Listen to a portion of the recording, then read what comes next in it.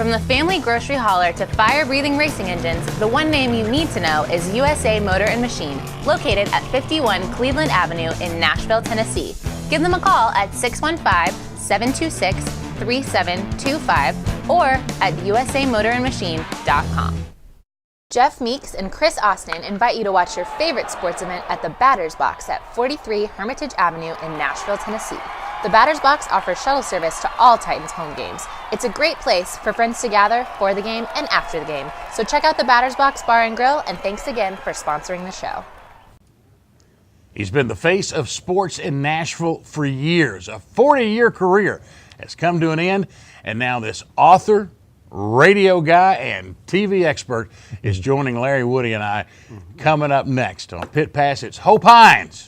Stay with. If you're looking to learn guitar, check out Dave Isaac's Guitar Studio on Music Row. Whether you are a beginner or hobbyist to professional songwriter or artist, Dave offers a unique and powerful method of instruction that teaches not just the instrument, but the whole musician. Find out more at NashvilleGuitarGuru.com. Today's show is brought to you by locally owned and operated Highland Rim Speedway.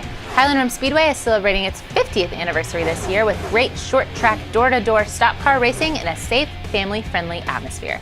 Visit their website at highlandrim.com.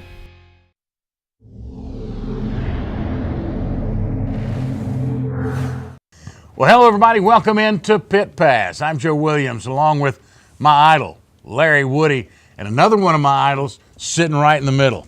Hope Hines came to Nashville in 1971. I was 8 years old. And from there... You were Hope. Yeah, I was. Hope Hines has been to San Diego. He's been to Baltimore. He's been in a lot of different places. But somehow he always winds up coming home to Nashville. Proud to have with us the author of the new book, and it's a good one, In Hines Sight. Hope Hines, the former sports director at News Channel 5 here in town. And Hope, it's kind of tough. Larry and I... This is more like we're working in the old days, just kind of hanging out. We are indeed hanging out. I couldn't be hanging out with two better guys. Both of you are longtime friends. Probably known Larry, Joe, longer than I've known you, but Larry and I have hung out in a lot of locker rooms together and press boxes, and you and I have been many, many places, and so I count you both dear friends, and I'm just tickled to death to be here on your program. I don't have a pit pass, though. So did I need one? We're going to have to escort you out. And this being a racing show. Yes, we have the officials coming. I was almost thrown out of Daytona in 1989. I remember that.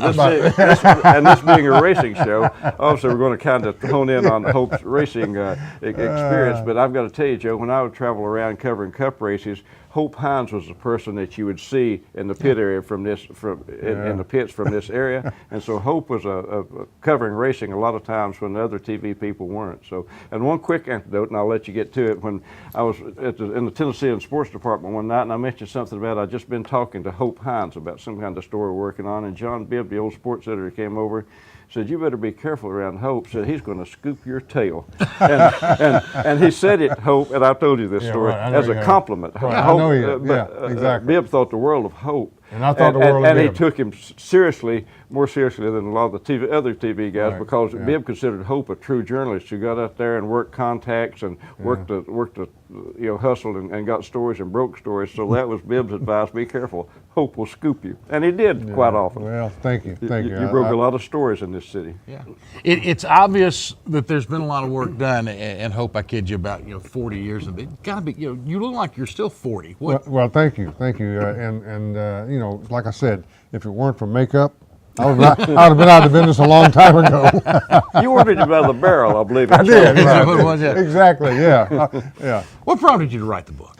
I knew I was going to retire, guys. 3 years when I signed my last 3-year contract, and my wife and I sat down and talked and said, 40 years, that's enough. Let's exit here. And so I started thinking about, well, what am I going to do? I'm not a kind of a person that's just going to go home and sit and watch TV and do nothing. So I had to have some kind of game plan. So I had a good friend by the name of Ron Cook. You know Ron Cook, who started the old NFL quarterback club a number of years ago. There was my next door neighbor, actually 3 houses down. We lived in the same neighborhood. He started, and we have lunch about once a month. He started talking to me about it. I said, Hope, you just got a lot of stories. You speak a lot, so when you do, you need to have a book. And I said, oh, Ron, really? He said, yeah, Hope, really. So I thought about it. I said, okay, I'm going to write a book. And then when I announced it on the air on my last night there, I had to write it then. Oh, you're done. So that's the result, and it's about my 40 years from the East Coast to the West Coast, the ups, downs, and trust me, there have been some downs and some rebounds, as we all have had in life. So that's basically what it is. You two guys, between the two of you, you've written a bunch of books. Larry's written a bunch of books. I've only written one. You've only written one, but you've both gone through that exercise. Like Michael Jordan and I scored 50 last night. I got one, and Michael got 49. But you've both been through the exercise. How difficult is that, especially when you're trying to formulate everything, when you start thinking about the events that you've covered, the people that you've run into, you know, the stories just start flowing, I'm going to assume. You know, it's difficult. Let me tell you this. Now, I don't know. I don't think Larry's written an autobiography. No. But so that's what that is. Now, he's written about other people. What you do is when you do this, you just literally have to sit there and in your mind with a yellow pad or on the computer, just begin to go back and just write down snippets of thoughts that come to you about incidents and how I don't want to forget that. Let's write that down. I don't want to forget that. But then on the other hand, let's see, I'm in San Diego in 1976. What in the world's going on in the world in 1976? You got to do research, even with this. So I started writing it in August of 2011. I said, I'll have this sucker done by December. No way. Yeah, Took me until June. So, I hope I remember when you were thinking about this project, you called and kind of asked me for what it's worth, my input. Right. And I said, Hope, it's a great idea. I said, you got more good stories, sports stories, personal stories, behind-the-scenes stories than anybody in this town. I said, just sit down and write them down. Like you said, when you have a thought, jot it down, and then you can polish it, hone it, get it ready. But I had a good editor. Yeah, just tell the story. Yeah. It's that simple, and Hope can tell a good story. And as I say, Joe, nobody in our area knows more behind the scenes stories and information and what's going on in this city, particularly sports-wise, than Hope Hines. When are you going to write your autobiography? I kind of did. Along for the Ride was sort of an autobiography. It was kind of my story and covering racing. Yeah. And most of the stuff that happened, I was there. So it's a lot of personal stuff in there, and it's sort of, I didn't get into my personal life, it's more just experiences on the NASCAR trail, but that's sort of it, and I had to edit it carefully, and the lawyers looked over it, and most of the statutes had expired by that time, so I'm sure your attorney had to make sure everything. Absolutely. And that's the one thing when you write a book, you know, you want to make sure whatever you're talking about is factually correct, and like I said, I had to go back an awful lot and just research. Okay, what was the score in this game? What actually happened? Is what I'm remembering coincide with what actually happened? You know, your mind plays tricks sometimes. You called me, Hope, I remember a couple of times to check some of the old Winston Cup stuff. Absolutely. And also, Hope, on a little serious note, in my book, I did self-edit, and I changed a few names and said, you know, some of the names have been changed because I didn't want to embarrass anyone. Some of the stuff that's in my book is embarrassing. Sure. And these kids are old like these guys are old like us now. They got kids or grandkids. They say, "Grandpa, did you really do that?" So I didn't want to embarrass any grandpas out there. Did you do any of that, Hope? A little self? No, not really. But what people ask me, they say, "Well, when are you going to write another book?" I said, "Well, my next book, as you read in the end, is going to be a whole lot better than this one." What he said. But a couple of people got to die first. When they die, then I can go ahead and write what I really want to write. See, so I'm waiting on that. You didn't hang out with the outlaws and the pirates that I ran with. But that's where I was headed. Here's the thing that I think you both have a problem with, and that is, if you don't change a name here or there, then somewhere along the line, somebody's going to write that book, and they're not going to change your name and tell that story. Yeah, again, my stuff wasn't libel. So it was some of the stuff was a little embarrassing, for silly the kids. Maybe I should have changed some names, but I didn't. So I wanted it to be factually true and accurate, and as best I could remember it, and so that's the way it is. And a lot of good racing stuff in there. Yeah, a lot of good racing stuff. One of the other themes that I kept finding that ran through this book, Hope, is your strong faith. No matter, be it the ups, be it the downs, be it the rebounds, whatever. You had a persevere through. God has been good to me. I've been very blessed. I was given this position in 1971 by no rights whatsoever. I came out of the University of Georgia. I'd never done television in my life. How do I get this job? Well, for all of those years, I thought, what a great sales job I did on those people at Channel 5. It really wasn't. God put me where He wanted me, and so that's been the story for my career, and I have been blessed. There's no question about it, so I'll give Him all the credit and all the praise. Speaking of being blessed, we're going to get blessed with some great stories coming up. You stay with us. Hope Hines with Larry Woody and I here on Pit Pass. I'm telling you, the next couple of segments are going to be great. Come back and join us. All right, here we go, guys. And welcome back, everybody, to Pit Pass. I'm Joe Williams with Larry Woody and our special guest, Hope Hines. I want to say good morning to our friends at USA Motor and Machine over on Cleveland Avenue. Whether it's something you want to race or just something you're driving every day, go see the folks at USA Motor and Machine. If you've got a knock or a hiss or something like that, they can take care of it. Speaking of knocks and hisses, Hope Hines, it's good to have you with us. Is that what I am now? I've been reduced to a knock and a hiss. You've probably heard one or two of those before at some point. What a segue. You can't. You know you can't make everybody Let me happy get all up the and come time. in again.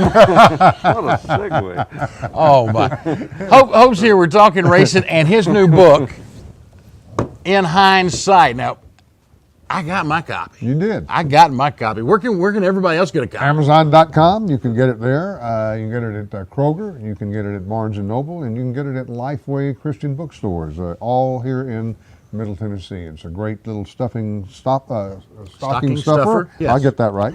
For Christmas, and it makes a nice little item for that. So those are the places you can find it. Did you say you had a website too? Yeah, HopeHines.com. So you can easy to find out. remember. Exactly. HopeHines.com. Yeah, you can find a radio show on there and all of that. Everything Hope. Everything Hope. Yeah, exactly. Couple of the stories that I really found a lot of fun. We're going to talk a lot of racing, but one of my favorites, 1971, you come to Nashville, you interview for this job. Right. And they say, you got the job. Right.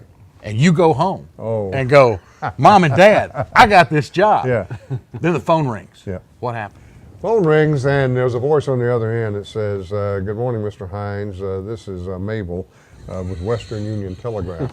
May I read you a telegraph from Channel 5 in Nashville? I said, oh, yes, please do. And I had already been offered the job, and that's been 3 or 4 days. It says, due to internal strife, we have to rescind the offer of employment. Oh, that's got to be a Well, I heartbreaker. It must have just about failed. dropped the phone. Yeah. And she says, there'll be another phone call later with more explanation. I said, thank you, man, and hung up. And I sat there on the side of the couch, and I think I began to cry. I thought, this is my dream job. What happened? So I called my wife, and I told her, and she says, well, just, let's just try to investigate it. An hour went by. The phone rings. I pick it up. It says, Mr. Hines, good morning again. This is Mabel with Western Union. I have a follow-up message. Gotcha. And she hung the phone up. It was a prank. It was a prank from my best friend Chuck Cooper. And boy, he better be looking over his shoulder today, because I've not gotten him a gotcha back, but he knows it's coming. After all this time, all of his life, I just want him, his neck jerking. Is that Hope coming up behind me? That's cruel. That's one of the great practical jokes I've ever been involved in. I found it extremely humorous because it didn't happen to me. I'm glad it happened to you. Like Freddie Russell's jokes. They're funny if somebody else. Exactly. But immediately when she said gotcha, I knew exactly what had happened. You come to Nashville. Yes. And you start going out covering stories, meeting folks. One of those stories is about the first time you met Richard Petty. Mm-hmm. He was the first person I interviewed for television. And Milton McClurkin was our photographer. I'll never forget it. We wrote, I think it was maybe the second time I'd even seen the Fairground Speedway. This is 1971 now, guys. So we drive out there and we drive in the infield, and there's Richard sitting in his car, that blue Plymouth, sitting by a light pole. And here's a guy in boots that come up to his ankle, and he had his britches stuffed down, and he was leaning over into the hood, and Milton says, I think that's Mr. Petty. So all of a sudden I heard him talk, and I heard, yeah, that's Richard Petty. So I just stood around, I knew nothing. I stood around and thought, well, he'll get out from under that hood in a minute and then we can do an interview. So Milton went ahead and shot his B-roll and got shots, and all of a sudden it's been 20 minutes, and Petty's just he giving me that Petty smile, and I'm standing there, Milton says, here, hold the camera. He went over and said, Mr. Petty, could we do an interview with you? I didn't have a clue. And so we did. And I'll bet Hope Petty dropped everything he was doing and said, "Why, sure," and walked right over there and did it. Exactly, he did, and it was the first television interview I'd ever done, and I don't know what I said or what he said, but I was thrilled, and that was, he was my first, shall we say? Yeah, he was the first big time stock car driver I interviewed. was And I gonna say, talked he to was some of the yours, yeah. locals, Cuckoo, Marlin, some of those guys there, but Richard Petty was Oh. the first big name national And you driver know, Larry? I interviewed. And the same way, Hope, I went over and said, Mr. Petty, could I talk Yeah. to you a minute? He said, sure, let's get over here in the shade out of the sun and sit down there and talk like we're And old he was the fishing same buddies. Petty then that he is today. Hadn't changed one question. iota. No. Yeah, Every time I exactly. see him, Hope, he said, "Hey, Woody, how's everything in Nashville?" I mean, he never exactly. forgets a face or a name. Just the greatest. Just a great guy. I hope. I think that's when I fell in love with stock car racing and NASCAR that day. I said, "Man, if all these people in like NASCAR this, are like that's right. Richard Petty, man, I'm a fan." Exactly. And it was an have easy been. interview, a very easy interview. You know, he just took it over. Did both of you find that drivers changed Oh, yes. over the years? Well, when Jeff Gordon came along, from as far as I'm concerned, it pretty well changed. That was I mean, the end of that era. Exactly. What all Jeff Gordon understand, he just came along at a time when the Right. sport was Yeah, changing, yeah. and Petty was the old guard, Right. and Jeff Gordon was the new guard. But Jeff also kind of had that stand-back personality and not very serious about this business. And I'm not just one of these good old boys, you know. And he wasn't a good old boy. No, he's from California. he and was Richard he was Petty's from California High Point, cool. so Yeah. you know, and two cultures collided, and the sport hadn't been to change since. Again, that's not the fault. Jeff And then on the Gordon other and Jimmy hand, you Johnson. had Bill Elliott. Yeah. You know, Austin which was- Dale. Oh yes, you know. So you had a great mix and a great combination still going on, but today it's a whole It different has ball changed. game. Yeah. Yeah, Hope used the term "good old boys." Been used before in our business, at least on the racing side, and I'm trying to think of. I'm just going to pull this one because I think this may be the best good old boy story in the book, and I've simply started calling it Boy Joe and the Limo. I'm anxious to hear this story too, Hope. Joe Carver was the PR director, as you both know, of the Fairground Speedway when I came here and was for a long time. Boyd Adams, who was later to be a leaseholder, owned a limousine service. So Joe Carver called me up in the middle of the week of Daytona and said, Hope, how'd you like to go to Daytona and cover the race, and we'll go down and get you some interviews, and you know, nobody else in town's going to do this. And We'll show you around. I said, yeah. great. I said, how are we going to go? He said, we're going to go in Boyd Adams' limo. Oh, Boyd's going to drive. Oh, this is So good. guys, we left on a Friday night, and by the time we got to Atlanta and just getting through Atlanta, I was asleep in the back seat, and they woke me up. Oh, get up, look outside. 4 inches of snow had fell.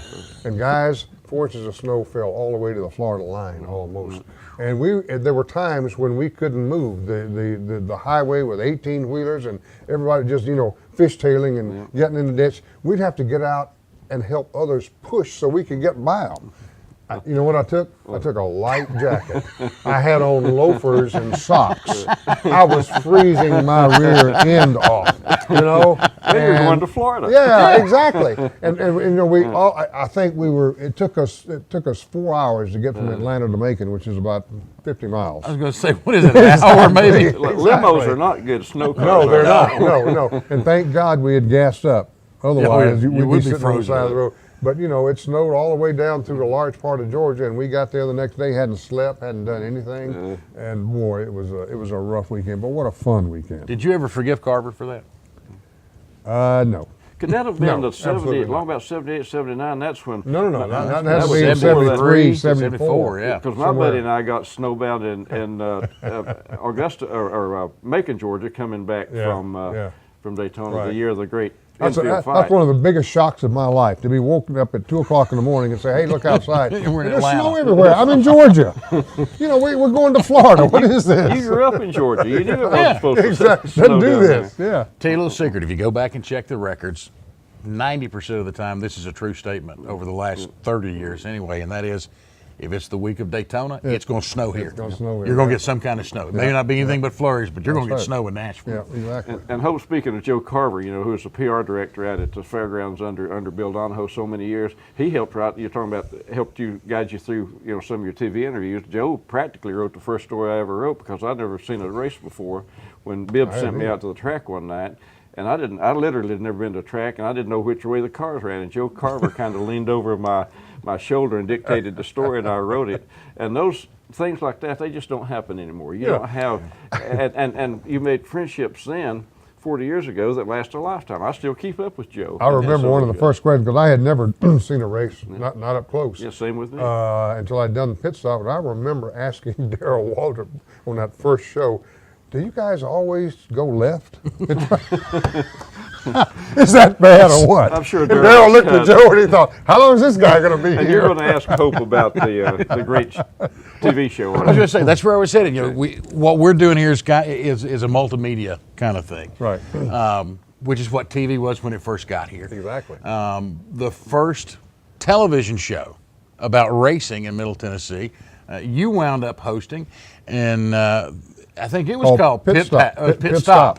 We didn't steal your name. No. Okay, I just wanted to make sure. You know, we were talking about lawyers earlier, and I've had my share. I'm done with them. Sure. All right. I'm sure. But in the process, you meet Carver and you meet some kid out of Kentucky. Yeah, some egomaniac, you know, who loved to talk. Daryl Waldrop, by the way, was his name. Yeah. 1971. This is a long time ago, guys. 40 years. But we did that show in the back part of Channel 5, and he would oftentimes drive his automobile into the back where we could shoot it with cameras, and that was great, because they'd walk around and I'd say, oh, that's a steering wheel, I'm familiar with that. You know, what's this and what's that, and just a great show of explaining, because I was so dumb and stupid about all of this.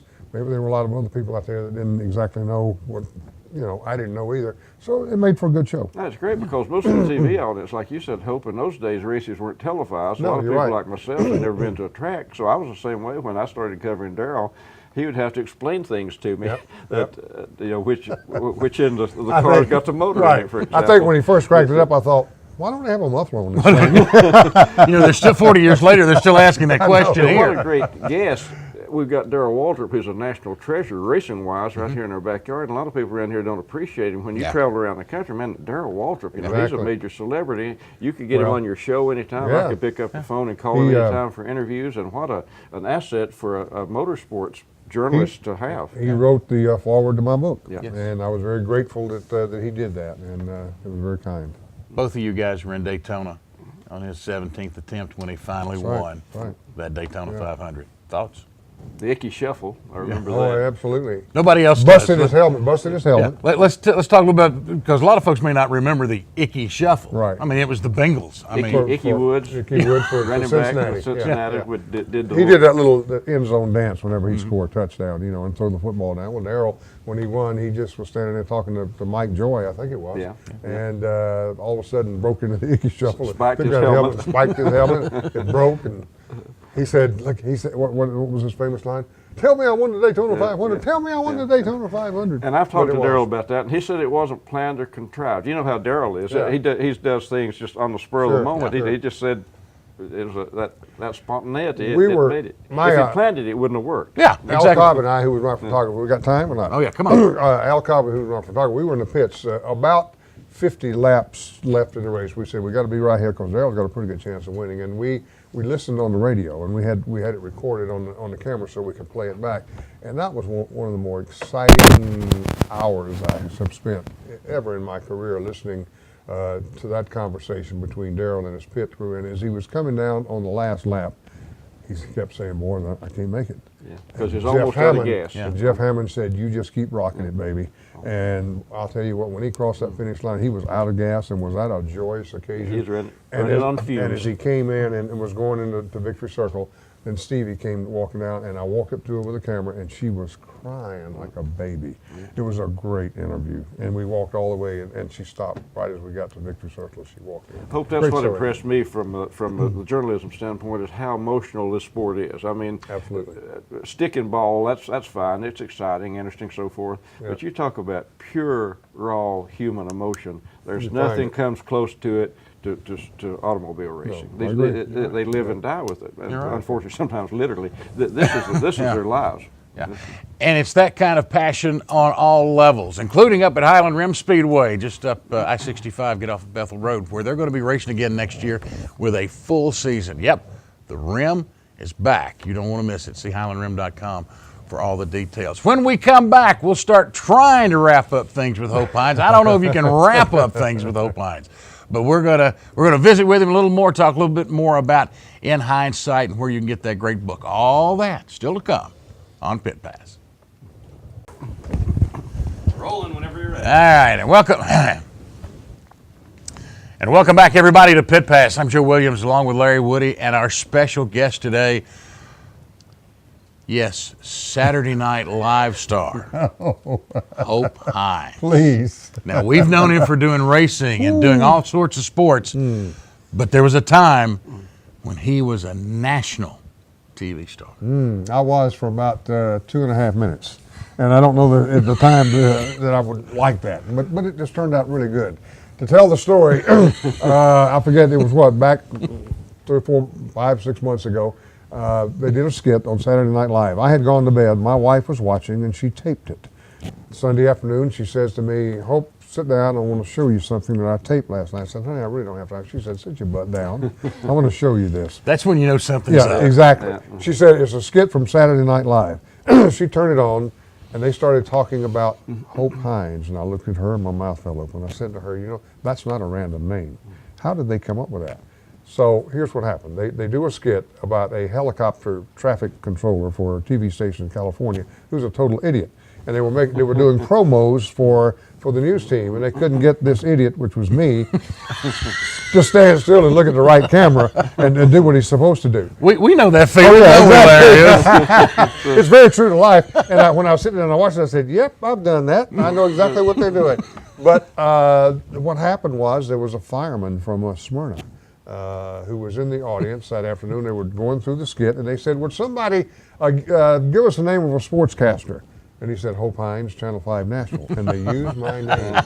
And I'm going to tell you what, it was the funniest thing I had ever seen in my life. And I'm sitting there watching. I said, boy, they're killing me. But boy, is that funny. Did you get residuals? And the next, no, yeah, exactly. Yeah, no, but it aired again. It aired a couple of months later when they were in reruns. Yeah. And my wife found out about it. She said, here, let's watch it again. I said, oh, please. Let's not. Star of Saturday Night Live. Exactly. But I got calls from all over the country and my email and my phone. Oh, it was just unbelievable. Woody, he just left us. You know that. You know, I mean, he's gone. And I've been calling him ever since to see if I could get a spot back on there. But they said, oh, who?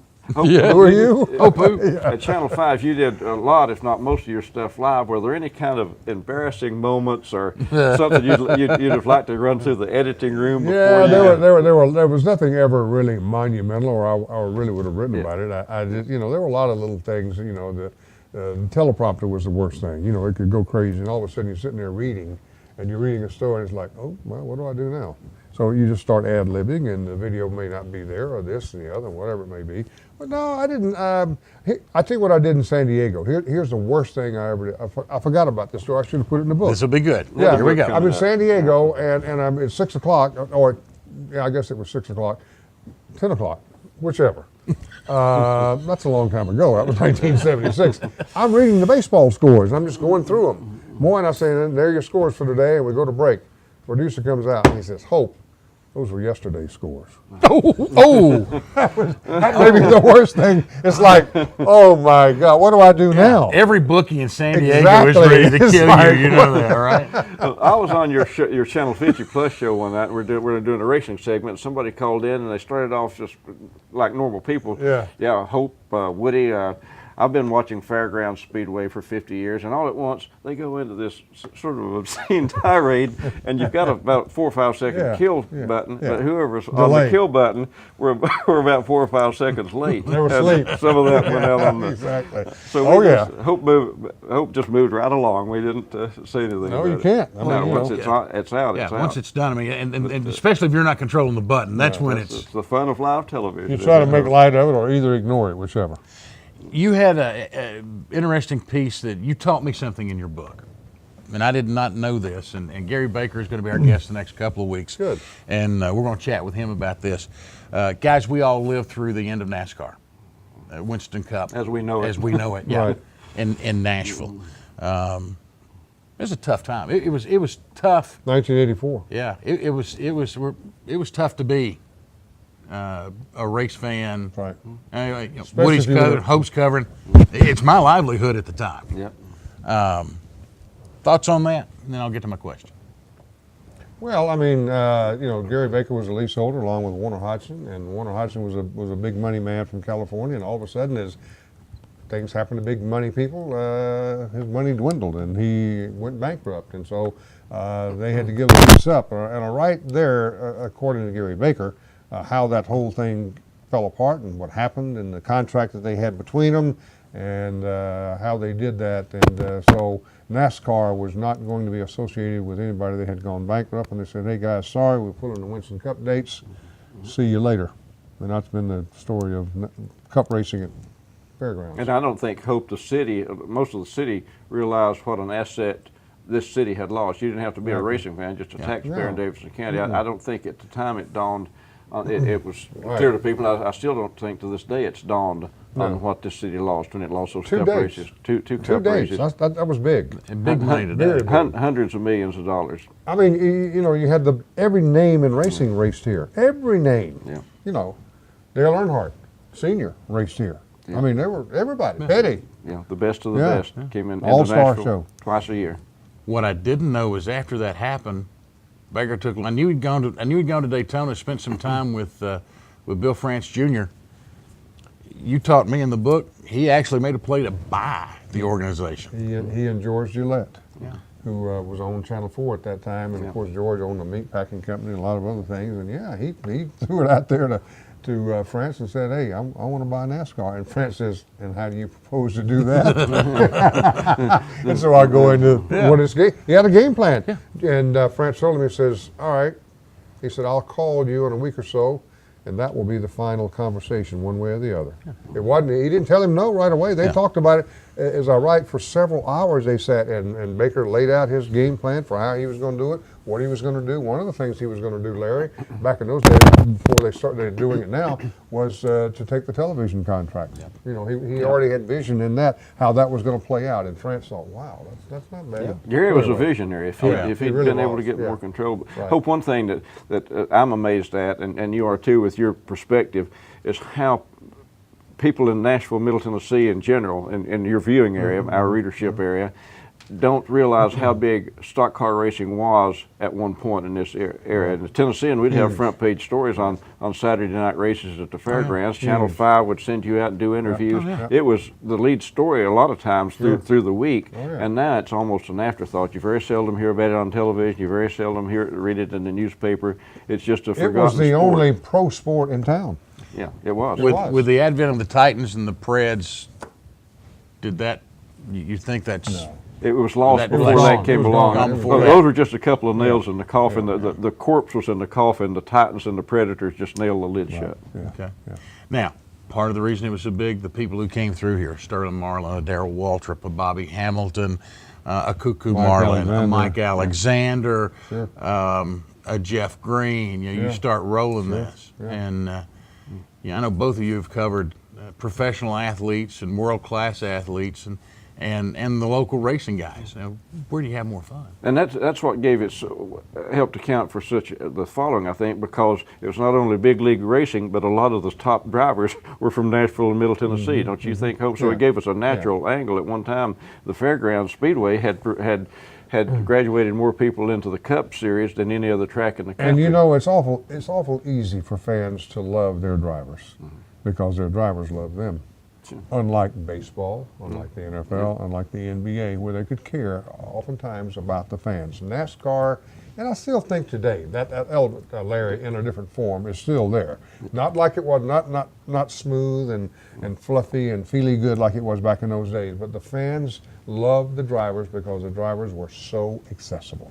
And it's fan driven, the fans with the sponsorships and everything that surrounds it. It's really more fan driven than the sport, the stick and ball stuff, I think. But you're right, and I think, Hope, I do believe, and again, I'm not as close to it as I used to be. I think that's drifted apart a little. I'm not sure that fan driver loyalty is as strong today as it was 15, 20 years ago. Probably not, but it was a bond that was almost unbreakable. It's almost like these people were members of your family. When Dale Earnhardt died, I was doing a radio show at the time, and people would call up to talk about Earnhardt's death and break down and on your show too. A couple of times we were doing that show, and people couldn't go on. They were so emotional. It's like they'd lost a member of their family when they lost Dale Earnhardt. It was. Hope, 40 years in this business. You ever been scared? Other than right now? Well, yeah, other than what we're going to do with this. You mean scared about going on the air, or no, is there a story you're leading to? No. A tense situation. Yeah. Oh, I've been, yeah. Oh, yeah. There've been a lot of tense situations. I mean, besides meeting Eddie Fogler or something. Yeah, exactly. I hope that story's in the book. That's in the book, Eddie and was we're not- not going there. Yeah. Eddie was not one of my fans, shall we say? Yeah. Oh, yeah. I think I've been concerned, shall we say? Okay. Probably the most concerned I was in 1986 at Bourbon Street in New Orleans. Sugar Bowl and New Year's Eve, and there must have been 1 million people out in the street, and boy, it was scary. I mean, you can imagine. My wife was with me, and we just kind of did like this with whoever was next, and just kind of, it was scary because they were wild childs out there. Tennessee, Miami. Yeah, exactly. You Yeah, got I it. spent New Year's Eve in New Orleans for many years covering the Yep. Sugar Bowl, and you're right, it's It's wild. So, but yeah, I mean, from that standpoint, I guess I never really feared for my life in any situation. I've been in some race cars, I've been around tracks, I've been in IRLs, I've done all of that. I've hang glided, so Well, did Okay, you ever have a man. bad? Oh, He's nuts. are you talking about the bull? Are you talking about the bull riding? I was going to, bull riding. Right, was yeah, the next. bull riding. I was scared. Oh, Okay. yeah, I forgot about that. He rode a bull. He Yeah, actually exactly. got on a bull. Loretta ride. Lynn's rodeo. Yeah. Got on the back. There's a picture in the book, and yes, They had to take that picture quick, from what I understand, to get him on the bull. It wasn't I a was real on there- long ride, was it? either 1.9 or 2.1 seconds. You didn't gallop around the ring. Oh, did you ever have, and this just occurred to me, did you ever have a bad experience with a race driver? I could count on one hand and maybe not need all the fingers of the bad experiences I had with drivers over the years. There just weren't very many of them. Do you remember? Most of them were pretty. Yeah, I'm trying to think. Not really. I was in Charlotte and worked there, and when Earnhardt was just getting his start, and he was a pill really to deal with even back then, even getting the start. But he was just, when you saw him, you saw champion written all over him. Even in those days, he just had what it took. It's like almost like a John Wayne kind of. And so I was scared to persona. interview him because if you didn't ask a good question, he'd come right back on you. Yeah, give you that make that feel like glare, an that idiot. steely-eyed exactly. glare. Yeah, but he always struck me as that was a defensive mechanism of I his think because so. he was so shy. Yeah, He was yeah, uncomfortable in yeah. front of Yeah. around Right. the media, Yeah. particularly in the early years. No, I totally agree. Yeah. And he knew he wasn't polished. He got that No, way. he did, but he wasn't then. No. But that was part of Earnhardt's charm. It was sort of what you saw was what you got with Right. Earnhardt. He didn't Yeah. put on any airs or try to. Yeah. He didn't try to be polished in the early days. Our buddy You Joe know- Carver, you're talking about, brought Earnhardt down to the Tennessean one day to be interviewed, and I was telling, and they didn't want to be there, like you said. That's the last place they wanted to Right. be in the sports department. I was telling Dale Jr. about it a few years ago. I said, "Your dad doesn't go to many sports departments to be interviewed anymore," and he said, "No, sir, he doesn't." Can you imagine Dale? Bad experience. Hey, Carver, bring that Earnhardt guy down here. We want to talk to him for a few minutes. That doesn't happen anymore. No, it doesn't. Hope, thank you so much for being with us It's been a today. real pleasure, guys. I hope your program and your show does exceedingly well. In Hines Sight, let's talk Amazon, again. Amazon.com. You can get them at Lifeway Christian Bookstores in Middle Tennessee, Barnes & Noble, Kroger, Middle Tennessee. Make a great Christmas item. And HopeHines.com for everything The book. else that's If going you want to on. see Radio Saturday show? Night Live, Hey, was or it whatever. Saturday Night Joe, we Live? need to have Hope back on. We we got could do. to. There's a ton of Oh, material yeah. that we haven't even touched on. I'd love to come back, guys. Looking You know, forward to it. and you may find a lot of folks reading it right after Christmas at the Batter's Box over on Hermitage Avenue where they're getting something good to eat. You never know what you'll find at the Batter's Box. It's 43 Hermitage Avenue. Hope, thank you again. Thank This you, has Joe. been a great show. Very Larry, And Merry Christmas, Hoper. Thank you, What guys. can you Merry say? Christmas to you. One of my Merry favorite Christmas. people, personally and professionally, over the years. Merry you very Christmas much. to you guys. Thank you. As we close today, I would like to take just a moment and say, yeah, it's Christmas time, and we have a lot of fun when we do sports, and Larry and I truly enjoy this project that we're working on.